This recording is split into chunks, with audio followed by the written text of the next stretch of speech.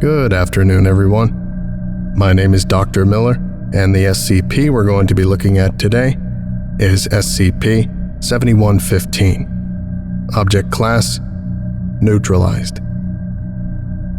Special Containment Procedures.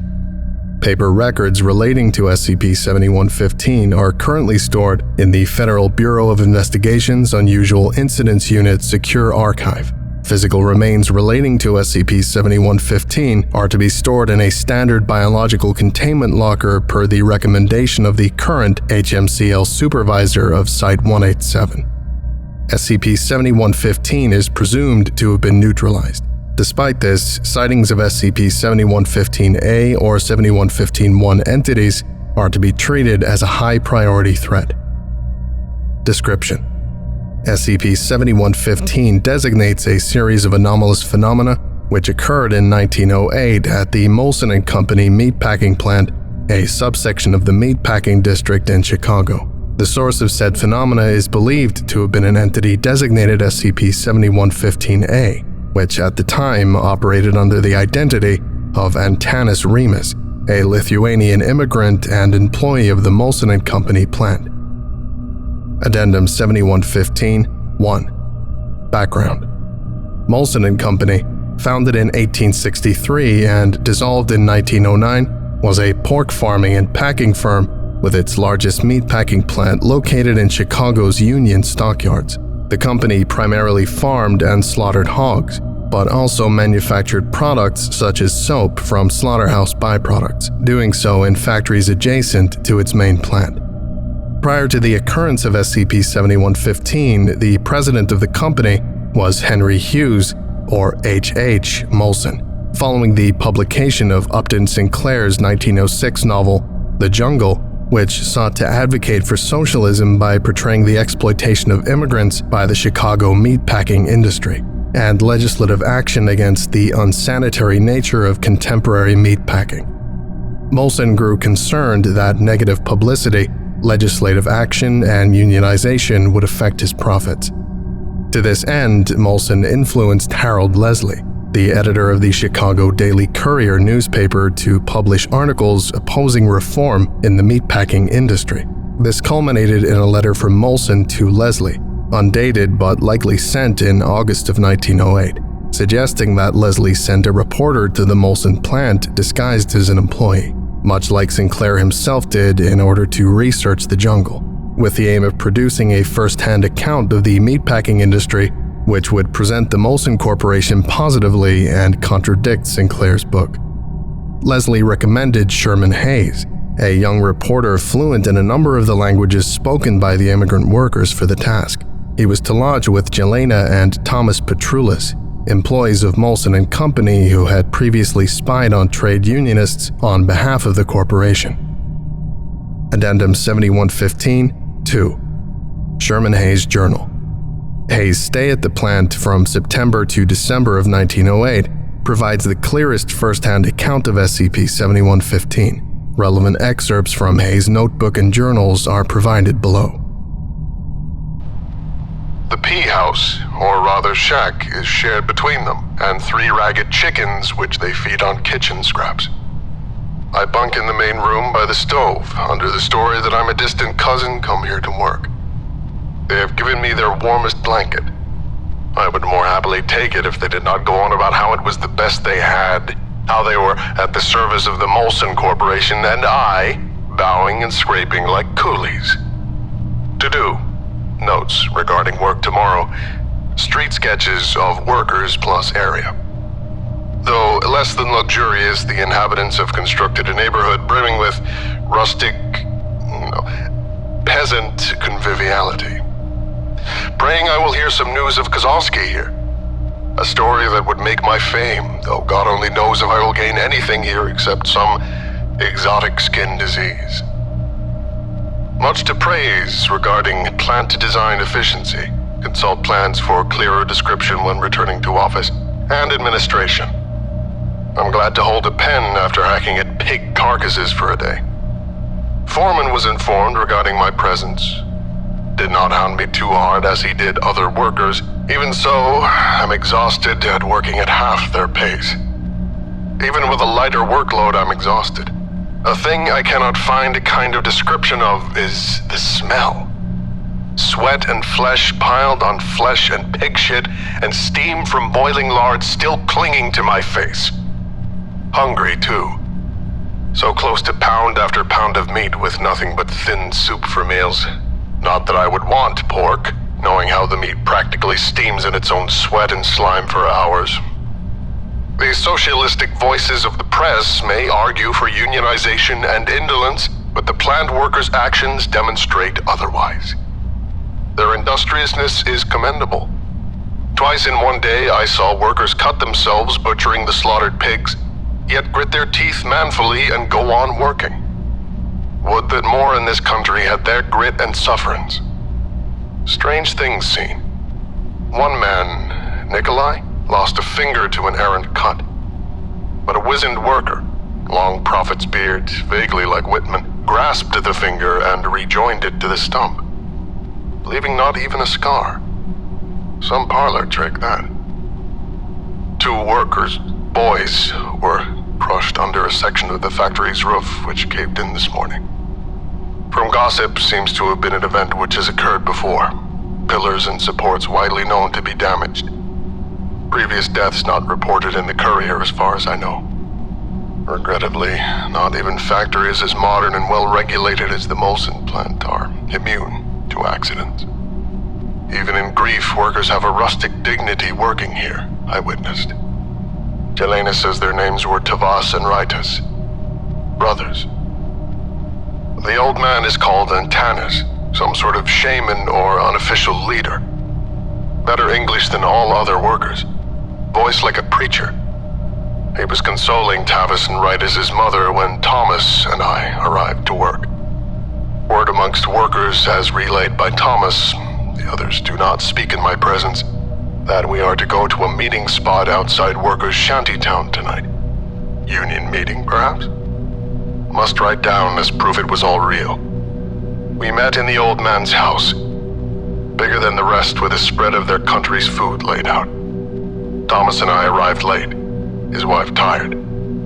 He was already speaking to the crowd, telling them not to grieve these deaths nor the other injuries their work had caused. A massed outcry in the congregation which showed their injuries furiously.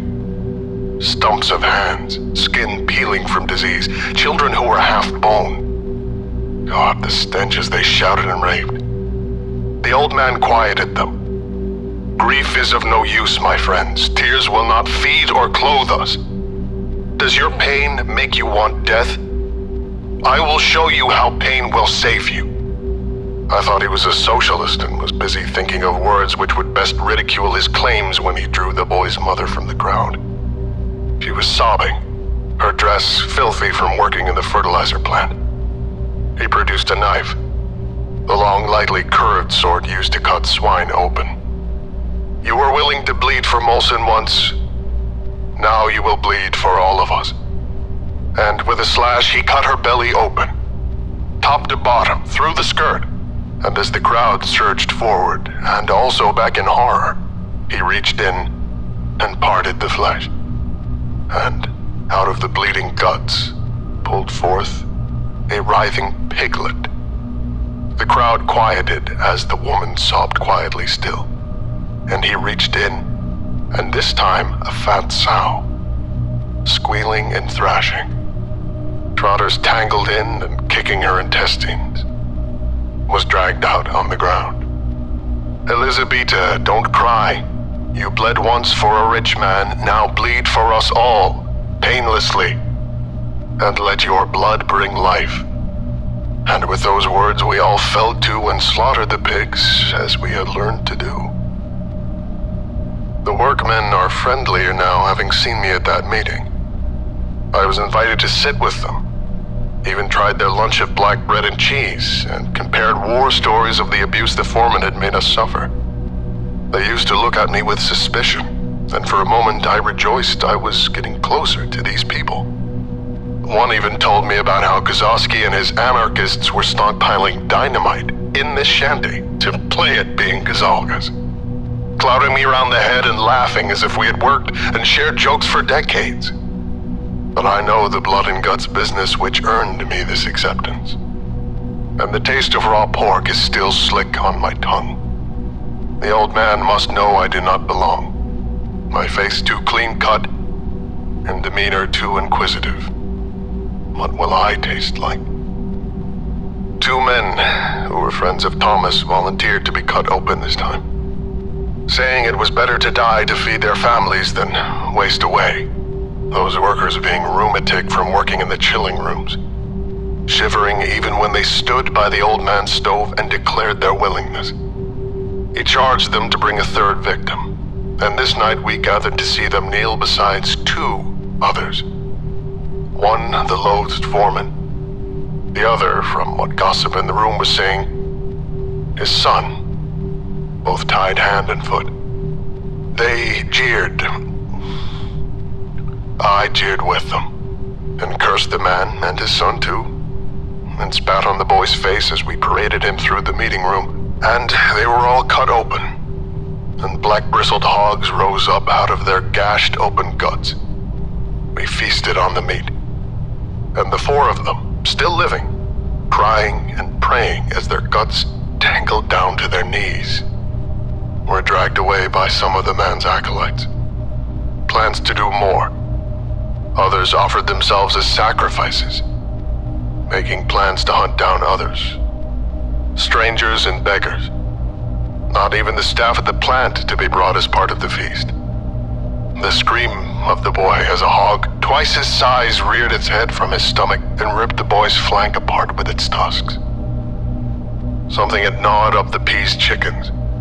Screaming pigs and roaring machines by day. Screaming men and women and children by night. The old man must know I'm a spy. We are all just meat. These notes were deposited in a P.O. box used by Hayes, discovered following the investigation of the events surrounding the Molson factory. Addendum 7115-3 SCP-7115-1 SCP-7115-1 designates a population of organisms observed in the meatpacking district in the autumn and winter of 1908.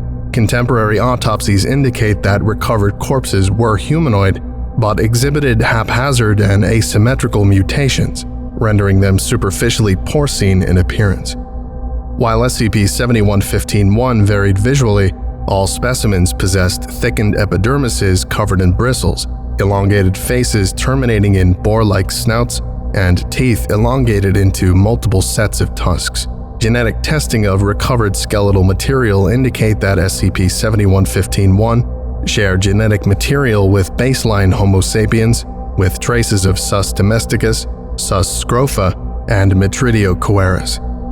SCP-7115-1 were reported roaming the meatpacking district, though sightings in other areas of Chicago were also recorded, usually operating nocturnally in order to abduct civilians. While records from this period are fragmentary due to a distrust of law enforcement amongst the immigrant population and the dismissal of sightings as the result of superstition, it is believed that as many as 50 individuals may have been abducted in this phase of activity.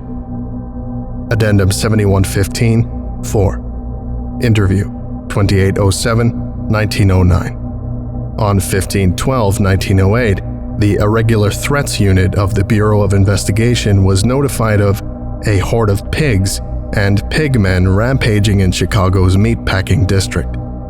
Reports described hundreds of SCP-7115-1 instances assaulting civilians indiscriminately and bisecting their stomachs with knives or their hands.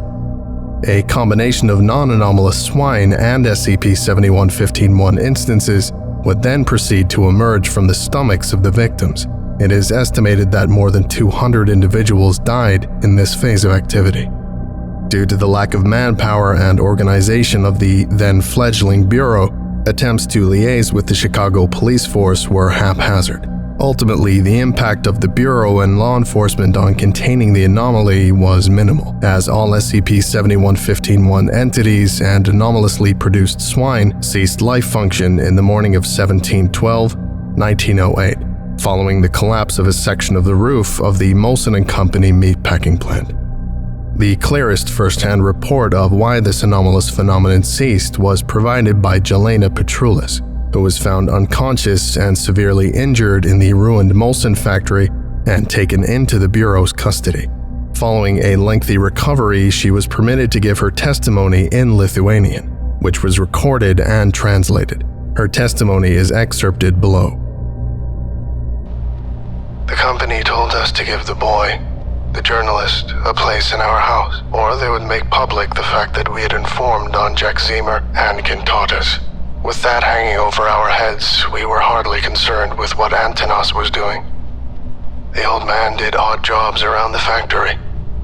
He was not related to any of us, but we all called him grandfather because he was gentle and knew remedies for all of our ills, how to stretch our wages, or heal a sick child, or mourn the ones we lost. I didn't go to the first meeting. I had intended to mourn with them. Elizabeta was a good friend of mine, but that night I was sick with a fever. When Thomas and the boy came back with haunches of raw pork in a basket, I thought I was dreaming. I tasted it, and it was the finest, fattiest meat I had eaten. Certainly not the worm-ridden stuff Molson sold. My fever passed in days. We didn't have the luxury of asking too many questions. Food was always short, and the ones who died willingly. The men went to work with a new shine of health in their faces, and the children did not go to bed hungry for the first time in years. Then we began hearing that the men were killing workers who had not chosen to go to their deaths, or strangers or company staff. There was more meat than ever for all of us. And then the boy came to me after the chickens had been mauled to death one night. He told me that he had hidden his nuts away in case something happened to him that night. I will confront him, he said, in his stilted schoolbook Lithuanian. I need to understand, or stop it if that is possible. He then apologized if he had caused us any harm or offense, and said that he had only ever wanted to help the workers at the plant, so sincerely that I had no choice but to smile and thank him. There was a gauntness in his face, even though he, like us, had grown fat on meat. He vanished that night. Thomas warned me, told me that what had happened to the boy would happen to me. But I did it. I hid my carving knife in my shawl and went to the old man's house. He was alone, wrapped in an old fur, cutting slices from a piece of cured pork fat. My favorite treat when I was young, eaten on bread drizzled with a few drops of molasses. But when he offered me it, my stomach turned, and I sat down without speaking. You're afraid, aren't you, of my children, who have learned to walk on their hind legs and forage for their own meals now? He ate, and went on talking. His accent had always been strange, sounding like it was from no place and every place. I'm sorry about your chickens. You must have been fond of them. When the world was young, I preached to the people of better lives, but the world disabused me of that notion. Do you know what this country has taught me? It is that all of you can be made to willingly line up to be chopped up into meat. Every belief is just a machine. People go in one end, and bodies come out the other. Do you really think that the unions, and the socialists, and the Kazuski's anarchist bombers will save you from being slaughtered for some cause or another? No. It is the highest and noblest lesson of this great nation that all of you will choose to die and suffer, to become nothing but cuts of American meat. And there is only one escape from this system. And this is? I asked him. I remember that the knife slipped from my shawl and clattered to the ground, but I did not pick it up. To be the one eating the meat. He motioned to his plate of cured pork fat. This pig, well, this was a well-bred one from a good family. A little piglet who knew his letters. You knew him well. Won't you have a bite? I have some molasses to sweeten the taste. And I cannot describe how it happened. As if a light suddenly shone against his face. I saw what he was. Something monstrously old. A weeping red symbol was carved on his forehead. And when he stretched his hands out, white staring eyes were set in his palms. I shrieked and ran. All he did was laugh and snort and snuffle like a pig. May I please finish this interview later? I don't feel well. No, I can continue speaking. Just some water, please. You know about the pigmen. How they burst out of our shanties, slaughtering every man and woman and child. I saw more die from the stampede and the crush than the creature's hands. Though the ones who did die cut open to birth more of those hideous things. I will pray for from now until the hour of my death. Thomas and I hid until the stampede of men and swine passed and joined a handful of others. Frankowitz and his friends, who claimed to know where Kazuski's stockpile of dynamite was. The old man was holed up in the factory, they said. We would go in and... what the plan was, I cannot guess. Two of them, they were taken by those things before we got there. Women I had shared meals with. Torn open with meat hooks. All to get our hands on a pistol and 3 sticks of dynamite. But we took them and headed back towards the factory. This place was still where we had made our home, after all. And we had no intention of seeing those things slaughter us to a man. Those pig creatures were ferocious, but slow-witted. Now that the crowd had escaped or had been slaughtered, navigating around them was easier than it seemed. Though we were almost given away when the sight of hanging bodies or trampled children, or worse, made us sick. No, I can go on. Just some more water and a cigarette. Thank you. Yes. You must have seen how the old man or those creatures had hung the factory walls with bodies. Each one cut open, birthing screaming pigs onto the ground. The building itself straining and shaking, and panels from the roof clattering to the ground. The noise gave us cover until the handful of us found our way towards its center, where the old man had cleared a circle in the blood and the filth. Before one of the pillars, where he had hung some idol, he was bowing and chanting. It was a word I do not know. I will try to say it. Aeon. Aeon. Aeon. The old man spotted my husband first. His expression was one of bafflement. I truly do not think he could understand why anyone would stand against him. But with a flick of his hand, faster than Thomas could pull the trigger, I looked away just in time, but in the corner of my eye, I saw him tearing apart like old cloth. We scattered, and I grabbed the dynamite and matches. Frankowitz drew the pistol, but a pig creature took all 6 shots with its body and closed the distance with him and plunged a meat hook. Where I found the strength, I do not know.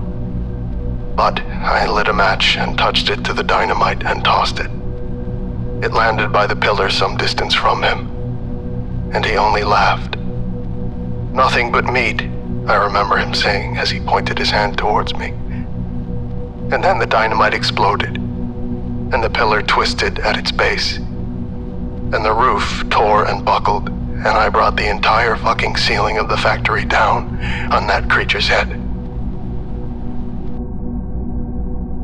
The Bureau of Investigation publicized a cover story that the SCP-7115 event was caused by mass hysteria amongst workers. Molson and Company was dissolved in 1909 following the SCP-7115 event. H.H. Molson died in a car accident the same year, an event heavily rumored to have been. The Chicago Daily Courier, having lost its most prominent corporate backer as a result, likewise ceased operations in 1913. To obscure her involvement in the event, Jelena Petroulis was indicted for criminal damage of property, dying due to complications of pneumonia in prison in 1914. Due to the cessation of life functions in all SCP-7115-1 instances, SCP-7115-A is presumed neutralized. However, the fact that a non-anomalous human was able to survive the factory building's collapse suggests the possibility of the entity's continued survival. Okay, I think that about does it for today. Thank you for listening, if indeed you still are, and you're all dismissed. Goodbye.